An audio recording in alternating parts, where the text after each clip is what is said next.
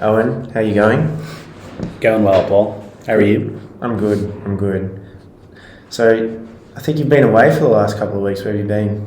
I have, yes. Just got back to Melbourne yesterday. Spent 3 weeks or so in Sydney. Yeah, 3 weeks. Work give you that much time off? How's it going? Why is that? That and so much more. Yes, so I'm Irish, as you know. You don't say, really? I don't Okay. So yeah, a couple of months ago I actually went to Auckland for an Ireland-New Zealand rugby game. They were playing each other in Auckland, and went over for the game. Stumbled across some visa issues on my way back, so I was actually on a little bit of an enforced leave. I left the country when I shouldn't have, and had some... And cancelled your visa? Yeah. Right, okay, Yeah. so you had a bit of golf leave for 2 months from work, and you were just chilling, trying to work out that whole visa issue right now, right? Yeah, got the eye back in on the golf course. Yeah. So... How are you hitting them now? Yeah, all right. I played the Lakes, played New South Wales, played Killara, and played Rye Parramatta when I was up in Sydney. Yeah. So shot kind of 75 on the Lakes was the best I had. 75? Yeah. Oh, wow. That's good. It was there was some good stuff in there, but the New South Wales is unbelievable. It's probably my favourite course in Australia, that and Kingston Heath. Yeah. So yeah, the golf's been good. Actually just got a chance to unwind a bit and recharge. It's been a hectic 18 months in recruitment. Yeah. And I don't think I would have taken this long a break otherwise. So I think to just get away from the phone and get away from work has been very helpful. Get some thinking time, and now I'm ready to go again. Every cloud has a silver lining, right? Yeah, exactly. Yeah. How are you? How have you been? Anything as eventful as that? Any run-ins with immigration? No, thankfully. Thankfully, I'm an Australian citizen, so. But I also haven't travelled anywhere, so I guess I'm a bit jealous of you for that. Yeah.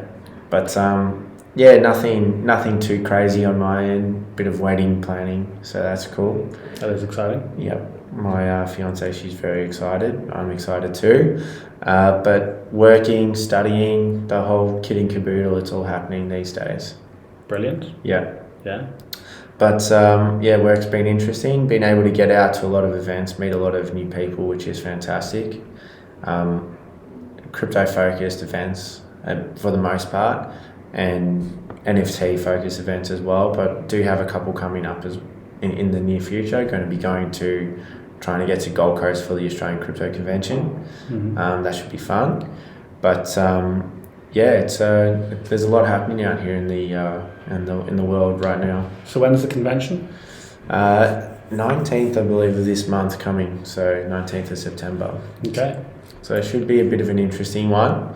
Apparently, Michael Saylor's going to be dropping in via Zoom or something to talk to us. But cool. Given that he just got strung up on tax evasion charges, he might not attend, but hopefully he does. Yeah, see if he's out free on the day. Yeah. Any other businesses? So is that mainly Australian companies that'll be at that? Yeah, Aussie companies going to be there, and yeah, it should be good. It should be good to connect with the people in the Australian ecosystem. It's here in Melbourne, like, got a really cool community happening, but it's still small, it's still very new and in its infant phase, I would say. In terms of like people who are doing crypto and Web3 from a business standpoint, opposed to just investing in crypto and going through the motions there. No secret here, you would all know me as a cryptocurrency broker, which is a cool thing. It's like crypto's a great way to chase alpha, and historically, like, the pricing charts, prove that. Yeah. But we've spoken about it before, but I feel that the markets are in fact going to be led by adoption, and adoption is going to be led by businesses, whether NFTs or Web3, building things on blockchain.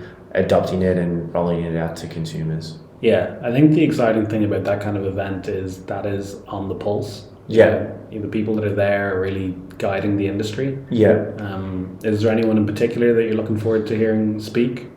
Look, I go to these things with, low expectations, just going to present my best self because, I don't want to at least mentally say it has to be this for me. I want to be my best version of myself for that event. So yeah, it's going to be exciting, and you've got to work out a couple of things with, the significant other. Make sure that I can get there, but I should be there. Yeah, very good. But so it's pretty cool, and yeah, that Web3 focus is the exciting part, adoption. But hopefully, if the Australian government would adopt Web3 and NFTs, maybe you wouldn't have had problems with your visa, mate. Yeah, I'm sure I'd find a way. Yeah. Yeah, true. Maybe that's a future conversation. I know that we were having a long conversation about it. It took something like 2 months to correct a administrative error, realistically, but it's probably highlighting a good use case for how some digital permits could exist. We've already had digital permits here in Victoria for 2 years with the QR check-in code. Yeah, as well. Driver's license have just gone virtually now in New South Wales. Oh, have they? I'm not sure if it's just, but certainly people have digital driver's licenses now, which are part of a wallet that they use for ID. That's pretty fantastic. Yeah, it'd be nice to see if our government could roll out something as fancy as that. Look, let's not get political on this one, but I think there's a lot to say about comparing New South Wales and Victoria, but good and bad. But let's keep this rolling. But so like New South Wales, any other hot takes, and what did you feel about it? Hot takes. Honestly, people tell me that Sydney's nicer than Melbourne, and I think the couple of weeks I had would probably tell me that that's true. Yeah. Beaches were good. Well, it's not nicer; it's just different. I've lived in Sydney. It's a different vibe to Melbourne. Yeah. You have, Melbourne is a bit more brooding and European, whereas Sydney reminds me a lot more of an America, for instance. Yeah. The Bondi Beach is it certainly beats the Melbourne winter anyway. Definitely. What did you talk to anyone about crypto? Come across anyone from that front? No, not many crypto conversations. I think, nobody who was active in the community. I think some people who were investing in it on a personal level. I think up there, it felt like most people I spoke to were just probably regurgitating what you hear in the media. In the AFR. Yeah, in the AFR. Talking about how the space had gone backwards and wasn't maybe fulfilling its potential yet, which is fine to be expected. A bit of a negative sentiment up there. Yeah. Certainly more negative than positive. Yeah, that's unfortunate. But look, to be fair, that's understandable. If all you're hearing is about how much the space has capitulated since this time or that time, well, then that's understandable. While the average person would feel that way, would you agree? Yeah, I do. I thought it was interesting. I went to the G last night, as I mentioned to you earlier, and all of the advertising that was being done there at the stadium was crypto related. So you've got crypto.com, all of it. There was a lot of it. Crypto.com were the main sponsor for the night. So I think they've obviously done some sort of deal with the AFL. And also, I think CoinJar's branding I saw around the stadium as well for their products. So it's still good to see that there's a lot of companies in the space spending money and investing in marketing even during a bear market. Yeah, well, I guess it makes sense why. It's like, it's still being talked about. It's still in the AFR, as we said. It's still in the media. But also from an individual investor perspective, if you saw what BTC did and Ethereum did last year, if you're financially literate, you might be looking at this asset right now and saying there's a good value proposition for you. Yeah. But that's a hard sort of sell to make because you've got to have some sort of certainty on future direction. Yeah. Is it a hard sell to make? Like, personally, I don't give financial advice. Anybody who takes their financial advice from a finance recruiter is probably, needs to have a look at themselves.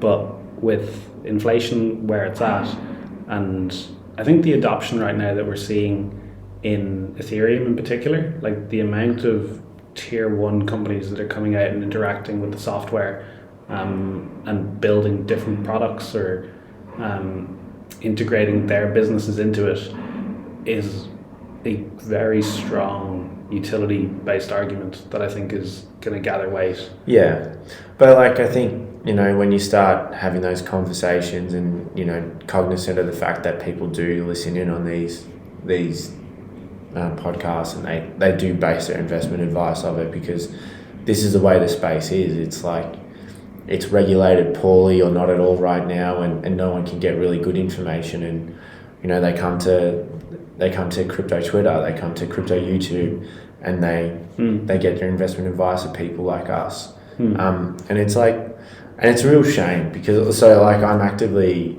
working towards my ability to give general advice in crypto through Caleb and Brown, the business that I work for, and it is going to be a great day to do that, because you can actually protect your clients. Yeah, that's the lens that we are looking at it from, because there are those people out there who say, hey, invest in this shit coin because it's got this going on and it's really cheap now. But lo and behold, and there's many stories like this, is that the person who's shilling that coin has got a big stake in it and is just using his following to pump up the price so he can rug them all of their value. So what sort of training or courses are you doing to help with that? So I'm a CA currently, so that helps in what we're doing. I hold my RG146, which again helps.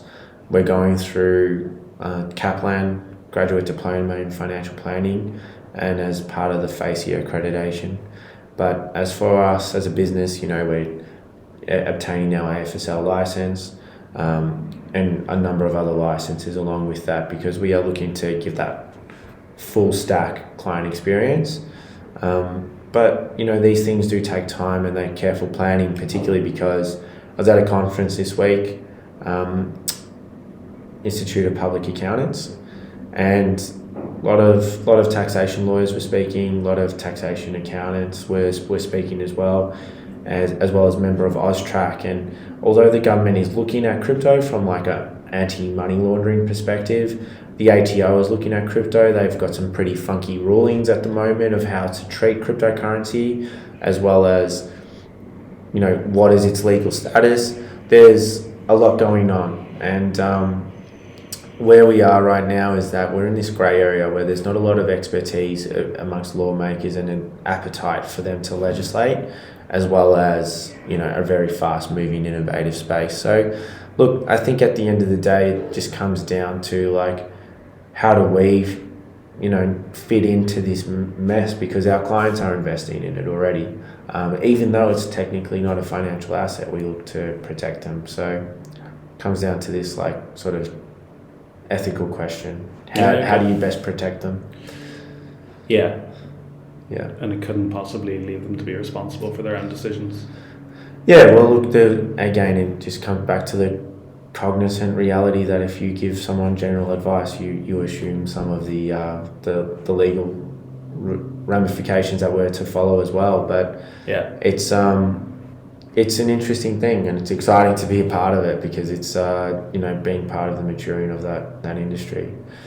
Yeah, that's good. And so crypto regulation, obviously being developed in this space, is going to help provide clarity for people who are giving advice and how they can give it. I think so, yeah, and I'm looking forward to it.